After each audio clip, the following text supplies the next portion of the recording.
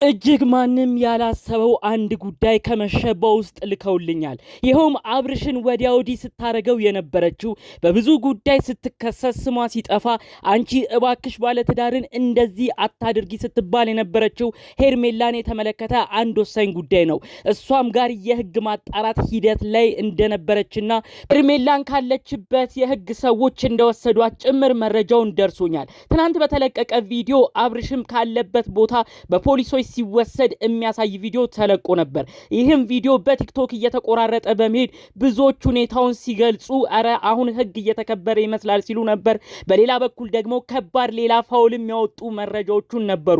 ፖሊሶቹ ትክክለኛ አልመሰሉንም፣ ከዚህ በፊት ከናብርሽ ጋር የሚሰሩ ልጆች ናቸውም እያሉ ደግሞ የተለያየ ሀሳብ አስተያየት ሲያነሱ የነበሩን ተመልክተናል በቲክቶክ። ሁሉንም በዝርዝር ይዘን መተናል። ሰላም ጤና ይስጥልን ውድ የሀገሬ ልጆች፣ የሩታ ደጋፊ ሆናችሁ አሁን ድረስ ሩታን የምትደግፉ እሷ አራስ እናት ነች፣ እሷ ተጎድታለች፣ የበፊትም የምናቀው የአብርሽ ፍቅረኛ እሷን ነው ያላችሁ ለሩታ የተከራከራችሁ፣ የሰው መደሰት የሚያስደስታችሁ፣ የሰው መገፋት የሰው መጎሳቆል እጅግ የሚያበሳጫችሁ የሚያሳዝናችሁ ውድ ቅን የሀገሬ ልጆች ፈጣሪ አምላክ ጤናችሁን ይስጥልኝ። ለሩታ ቆማችሁ እስከ ዛሬዋ ቀን ድረስ እንደተከራከራችሁ ፈጣሪ አምላክም እናንተ በተቸገራችሁበት በተከፋችሁበት ጊዜ ዋስ ጠበቃ ይሁንላችሁ። ይሄንን በማለት የዛሬ ቪዲዮን እጀምራለሁ።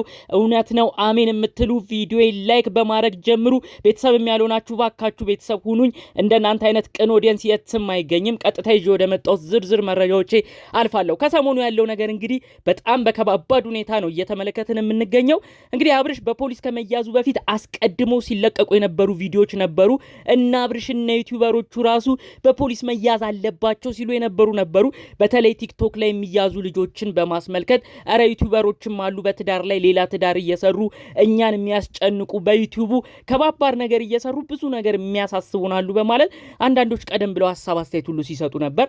ታዲያ እንግዲህ ያው ሩታ ነች እንግዲህ የፖሊስ የህግ አካል ይዛ እንደመጣች በዛ ቪዲዮ የተመለከትነው ብዙዎቻችሁ አይታችሁታል ብዬ አስባለሁ። እዛው አብርሽ በተገኘበት ክፍል ውስጥ ነው እንግዲህ በህግ አካላት ተይዞ ወደ ሌላ ቦታ ወደ ፖሊስ ጣቢያ ሲሄድ የተመለከትነው ማለት ነው።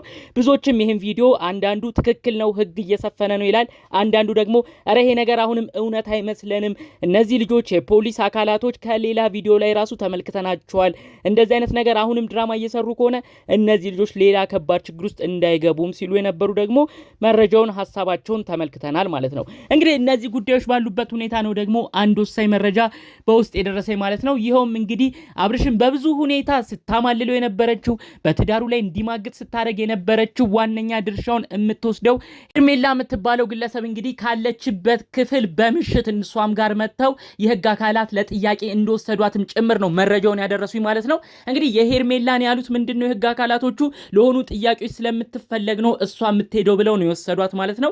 እንግዲህ ያው ጥያቄዎቹን እናውቃለን ለምን ልትፈለግ እንደምትችል። በቀጥታ ሩታን ባትጎዳም፣ በቀጥታ ሩታን በድላ ባትከሰስ ባትታሰርም፣ ነገር ግን ባለትዳር የሆነን ግለሰብ አብርሽን ትዳር እያለው እንዳወቀች ሁሉን ቤተሰብ የሚመራ ሰው እንደሆነም እየተረዳች ከትዳሩ ላይ ሌላ ነገር እንዲያረግ ሌላ ነገር እንዲያስብ ከትዳሩ ውጪ ሌሎች ከባድ ነገሮች ላይ እንዲሳተፍ በማድረግ ነው እንግዲህ እሷ ተጠርጣሪ ሆና ከባድ ጦስ ውስጥ የምትገባው ማለት ነው።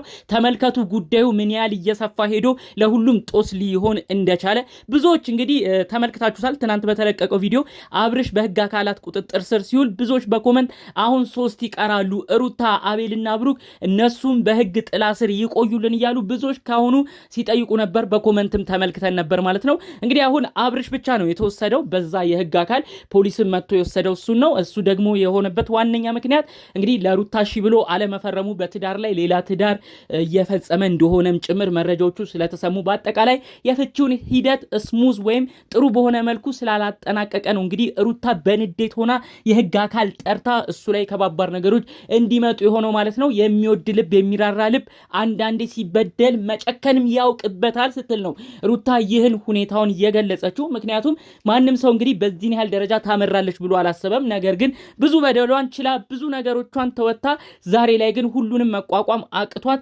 አንዳንዴ የሚወድ ልብ ብዙ ሲበደል መጨከኑም እንደዚህ ይሆናል ብላ ነው እንግዲህ መረጃው የተሰማው ማለት ነው። እሷም የተናገረችው ይህንን ነው። እንግዲህ እነዚህ ሁኔታዎች ባሉበት ነው እንግዲህ ሄርሜላ ደግሞ ባላ ባላሰበችው ሁኔታ እንግዲህ እንደ ቀልድ ከአብርሽ ጋር የጀመረችው ነገር ከባድ ችግር ውስጥ እንደከተታትም ጭምር መረጃው የተሰማው ማለት ነው። ምናልባት ሄርሜላን ደግሞ የህግ ሰዎች እንግዲህ ያው መምሻውን ከአብርሽ ጋር ያላትን ግንኙነት አጣርተው ሊለቋት ይችላሉ። እንግዲህ በውስጥ ነው እነዚህ መረጃዎች የደረሱኝ። ሄርሜላን በህግ ጥላ ስር ነች። በድንገት ነው የወሰዷት። በድንገት ሲወስዷት ራሱ ክው ብላ ድንግጥ ብላ ነበር። እኔ እኮ ምንም ውስጥ የለውበትም ተውኝ ሁሉ ስትል ነበረ። እንግዲህ ያው ችግር ሲመጣ የሆነ አደጋ ሲመጣ ሁሌ አንድ ሰው ሌላን ሰው ነው የሚያጋፍጠው። በዛም ምክንያት ልክ በምሽት ነው ሊወስዷት ሲሉ ከቤተሰቦቿ ቤት አልወጣም ብላ ግግም ብላ ነበር። ከዛም አያይዛ እሱ ነው እኔን ፈልጎ የመጣው፣ እኔ እሱን ፈልጌ አልሄድኩም፣ እሱ ነበር በትዳሩ ደስተኛ ያልነበረው፣ እሱን ቀርቤ የፈለኩትን ባረግ ለምንድን ነው የምጠየቀው? ለምንድን ነው በህግ ጥላ ስርስ ልሆን የሚገባኝ? እያለች ስትከራከር እንደነበር በስተመጨረሻ ግን በቃ ለሆነ ማጣራት ያህል እንወስድሻለን ተብላ እንደተወሰደችም ጭምር ነው መረጃው እንግዲህ ሲሰራጭ በውስጥም ሲደርሰን የነበረው። እንግዲህ የህግ አካላቶቹ እንዳሉትም ሄርሜላ ለምን እንደዚህ አይነት ተግባር ውስጥ እንደተሳተፈች በተለይ ባለትዳር ሆኖ ለምን ይህንን ግለሰብ ስታባብለው እንደቆየችም ጭምር የህግ አካላት ጠይቀዋት ምናልባት እሷ ሳታድር ሊመልሷት ይችላሉ። ነገር ግን አብርሽ ግን በሁኔታዎቹ ያሉት ነገሮች ያስፈራሉ። በተለይ በኢትዮጵያ ህግ ትዳር እያለው አንድ ሰው ከትዳሩ ላይ ሌላ ትዳር መመስረት፣ ከትዳሩ ላይ ሌላ ፍቅር መመስረት እንግዲህ ያስጠይቃልም ያስከስሳልም ማለት ነው። ይህንን በተመለከተ ነው ብዙዎች ህግና አንቀጹን በመጥራት ጭምር አብርሽ እንደ ቀልድ የገባበት ነገር ከባድ ሁኔታ ነው። ይኸውም የሱ ደግሞ ብዙዎቹ በማስረጃ የተደገፉ ናቸው። በተለይ ከሄርሜላ ጋር ሲዝናኑ እንደ ፍቅረኛሞች ሲሆኑ ብዙ የሚያሳይ ነገር አለ።